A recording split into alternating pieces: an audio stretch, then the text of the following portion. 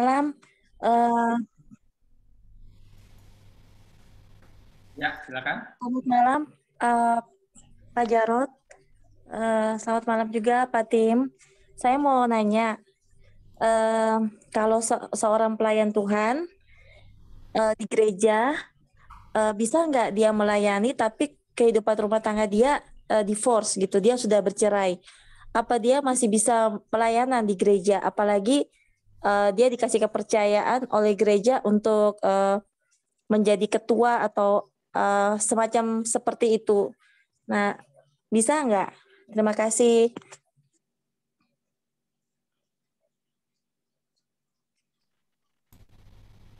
Monggo Mas Jarot. Ya, kita mesti lihat case by case-nya ya. Jadi mungkin dia bercerai, apakah dia waktu bercerai itu waktu belum bertobat gitu ya. Lalu dalam kondisi sudah bertobat dia mau melayani Tuhan. Itu sih oke aja kalau buat saya. Justru dia bisa dengan kasusnya dia bisa menolong orang-orang yang mau bercerai. Jangan bercerai, jangan seperti saya, kan bisa seperti itu. Tapi kalau kasusnya dia melayani Tuhan, tahu-tahu bercerai, nah kasusnya juga kenapa? Apakah suaminya yang ninggalin dia, ya, atau ya segala macam, kita mesti lihat case by case-nya sih, kalau menurut saya itu. Ya, kalau dari saya begini, acuannya adalah Alkitab, ya, firman Tuhan dengan jelas. Kitab Timotius ada, Efesus ada, Galatia ada, ya. Paulus memberikan syarat. Syarat untuk apa? Untuk penatua atau gembala.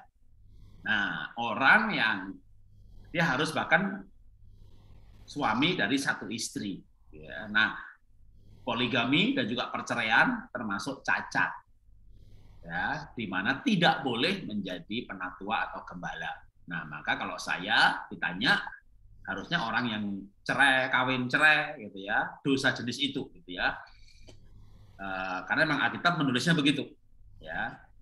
Kalau misalnya pernah membunuh, bertobat, gitu ya, itu tidak dimasukkan sebagai larangan. Saulus menjadi Paulus. Nah, sebelum Paulus juga dia orang yang keras ikut di dalam pembunuhan orang-orang percaya, dan dia jadi rasul lagi malah. Tapi khusus untuk keluarga, ya, maka ada perikop mengenai syarat penatua. Penatua itu yang dimaksud di situ adalah gembala. Maka mestinya aturan gereja mengacu pada firman Tuhan, ya, untuk menjadi gembala. Tetapi melayani, kalau yang ditanyakan boleh melayani enggak? Melayani itu kan banyak. Bisa ngajar, bisa bawa firman Tuhan, bisa khotbah, tapi bukan gembala. Karena dia walaupun bercerai, tapi pengajarannya soal keuangan bagus. Pengajarannya soal bahasa Ibrani bagus. Ya, dia jangan ngajar pernikahan aja. Atau kalau dia ngajar pernikahan, ya harusnya dia misalnya setelah bercerai, dia selibat, lalu dia mengajarkan untuk supaya tidak bercerai karena konsekuensinya berat gitu ya.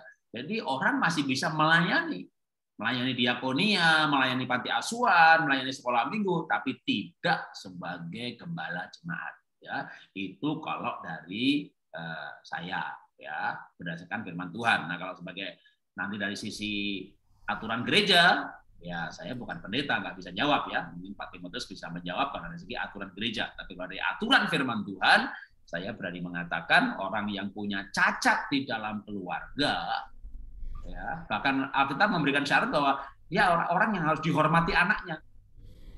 Jadi kalau jangankan cerai, anaknya memberontak, kabur, meninggalkan rumah, gitu aja saya nggak boleh jadi gembala. Kalau mau menegakkan firman Tuhan, ya. Tapi kalau bukan jadi gembala, ya, orang yang belum sempurna boleh melayani karena sambil melayani itu akan disempurnakan. Tentu tidak, tapi tidak sebagai gembala, ya. Melayani sekolah minggu, melayani memberikan persembahan, diakonia, menolong orang miskin, jadi aser, ya, bahkan jadi pengajar bisa, ya. Orang yang gagal pernikahannya, tapi dia ahli bahasa Ibrani, boleh ngajar bahasa Ibrani, tapi jangan ngajar pernikahan, begitu ya. Jadi boleh melayani sesuai dengan bidangnya, tapi untuk gembala atau penatua ada aturan yang Alkitab berikan, ya. Demikian dari saya, Pak Tim. Ya, terima kasih Pak Jarot dan Ibu buat masukannya.